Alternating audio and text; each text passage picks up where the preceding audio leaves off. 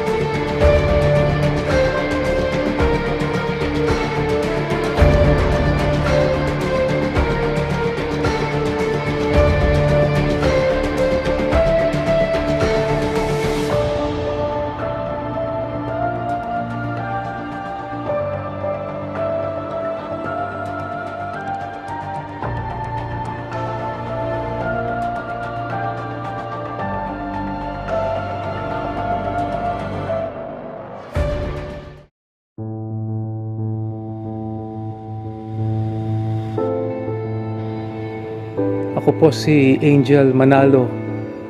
Anak po ako ng KRD at Kateni. Mga kapatid po namin sa Iglesia ni Cristo. Nananawagan po kami sa inyo dahil nanganganib po ang aming buhay. Ako po si Kateni Manalo, biyuda ng KRD Manalo, ang naging tagapamahalang pangkalahatan ng Iglesia ni Cristo sa loob ng 46 na taon.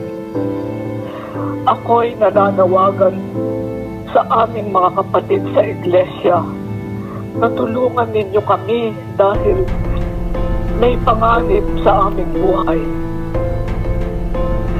Saklolohan ninyo ang aking mga anak, si Angel at Lottie at ang kanilang mga kasama. Tulungan niyo rin ang mga ministro na dinukot at hanggang ngayon ay hindi pa nakikita. Kaawa natin sila at ang kanilang pamilya. At sa aking anak na si Eduardo, sana makausap kita.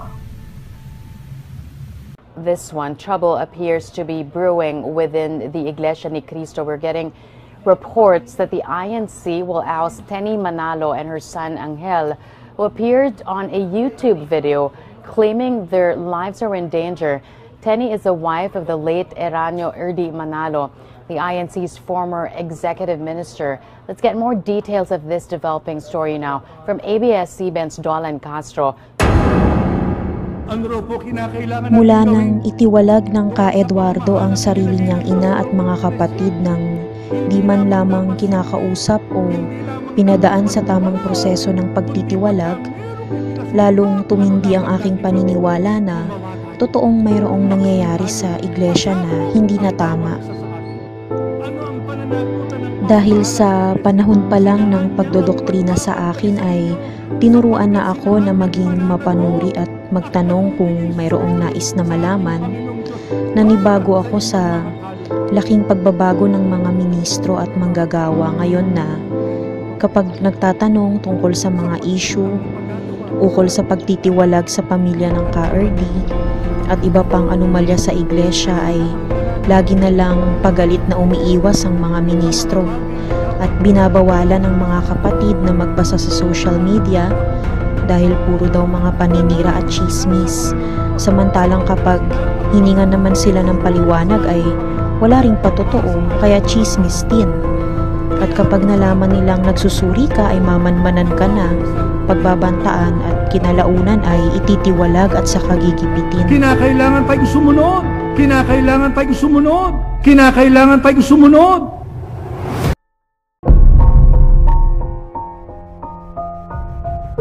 Ang kumausap sa aking manggagawa ay si Ka Noel Manzano. Sinabihan niya ako na tigilan ko na daw ang pagbabasa sa social media, kung hindi ay matitiwalag ako. Hindi ko alam na iniulat na pala niya ako sa tanggapan sa sentral, kaya para hindi ako matiwalag ay napilitan akong patunayan na kakampi nila ako at sundin anuman ang ipagawa nila sa akin bilang mandirigma. Isa nga sa pinagawa nila sa akin ay ang siraan ng pamilya ng KRD, lalo na ang Kamark. Pinalabas nila na ako ay kabit ng Kamark at meron daw siyang anak sa akin. Ang nakakalungkot ay maraming napapaniwala nila at kinagat ang kasinungalingan na ito.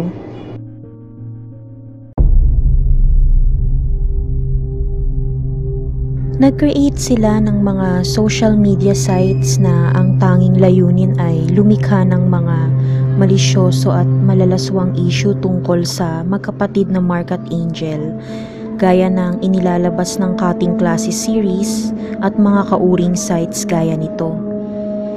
Sa pangunguna ng Carolando Esguera at ng mga admin ng cutting classes series Facebook page at ni Kadali Pisaras Toledo at iba pang pioneer members ng Mandirigma, nagpakalat sila na meron daw video ng kahalayan at kalaswaan sina Ka Angel at Kamark, na sila daw ay nagpupunta sa isang girly bar na ang pangalan ay Classmate. Subalit hindi ito totoo, kaya hanggang ngayon ay wala pa rin silang maipakita na video bilang ebidensya.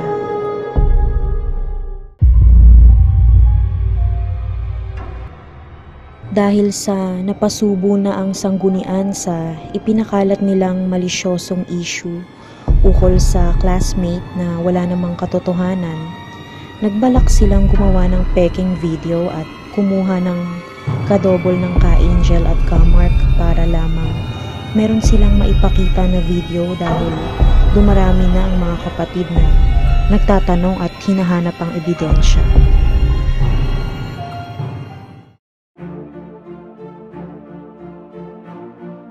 Hindi ako makapaniwala na pinapayagan na pamamahala ngayon na magpakalat ang mga ministro, lalo na ang mga STF at mga mandirigma na yan, online ng mga kabastusan at kalaswaan laban sa pamilya ng PRD at sa mga defenders.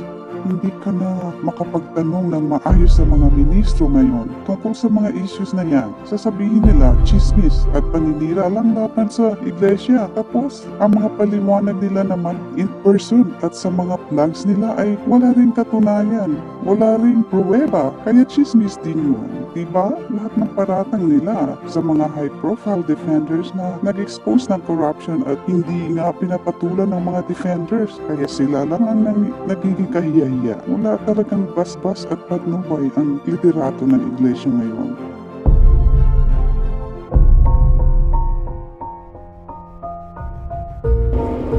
Follower po kasi ako ng page ng INC, Access Network, ganyan. Tapos, meron akong napansin na isang kapatid sa iglesia. Pinupost po niya yung mga katiwalian daw po ng magkapatid na Manalo, especially po si Ka Angel at saka si Kamark. Yung ano po, yung taong yun po, ang pangalan po niya.